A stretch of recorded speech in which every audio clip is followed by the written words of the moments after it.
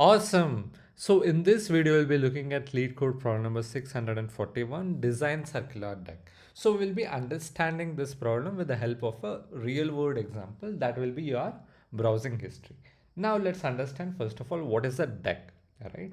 So if you go to your Chrome and see on the history, you will be able to see, let's say 5 recent tabs, right? So how is this designed in the real life, right? Say for example, at start you visited a.com, right?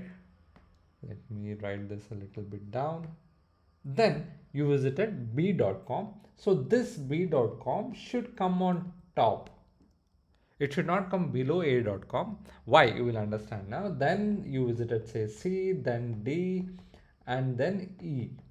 Now the sixth website, that is say you want to visit f.com. So where this should come? This should actually replace this and it should come here. So what is the operation that is happening here? The insertion is happening at one side and the deletion can also happen at other side. Similarly, the deletion can also happen at one side. Say you want to do delete the recent one, right? So the deletion should also happen from the top and the insertion can also happen from the bottom. So this is the requirement of a deck. So in simple, say for example, this is a queue, and just like the word indicates, what is a deck? A deck is nothing but double ended queue. So it is just like a queue, but the additional operation is that you can insert from the front and also from the rear, and also you can delete from front and also you can delete from rear. Similarly, get from front and also get from rear. So these are the requirements of a deck. You should be able to do these three operations on the front as well as the last.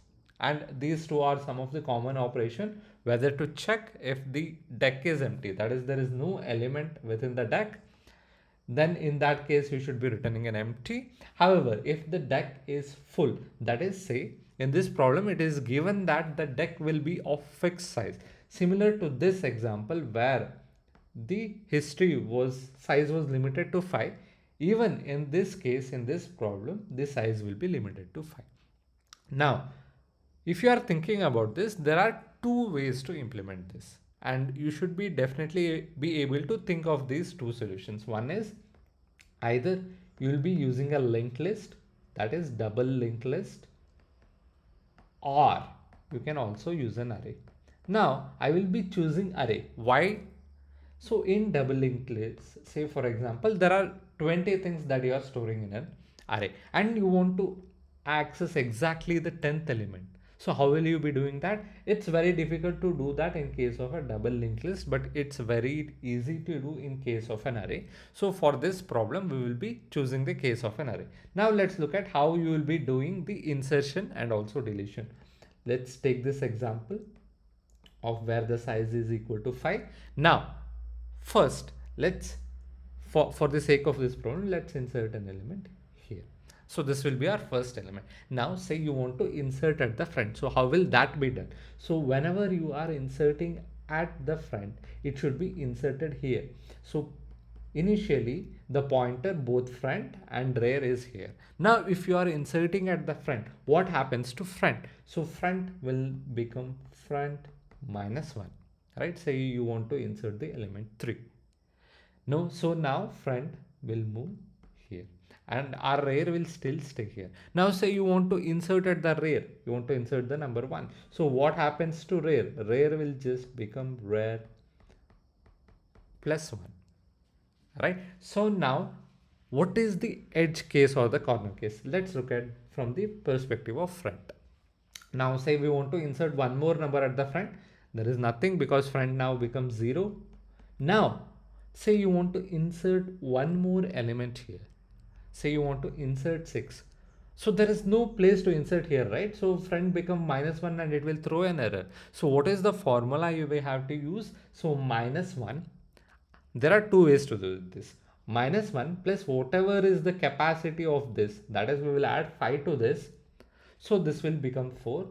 That will be our position.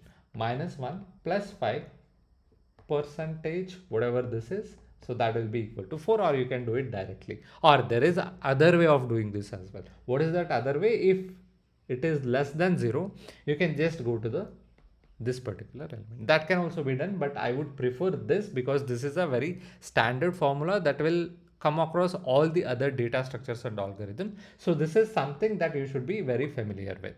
Similarly happens with the array, right? Now, one more example. So 6 will get inserted here, but say we want to insert 7. We cannot insert 7, right? Why? Because there is no space to insert 7. So that should also be checked. While inserting, if the queue is full or this size of the queue is full, then in that case you will not be able to insert, and you should say I will not be able to insert. That is, you will give output as -1 in this example or false in this example. Similarly, while you are doing it for rare, you have to adjust the formula accordingly. So what you will be doing, let's take the same example. Say you have inserted 6 here and you want to insert next at this point.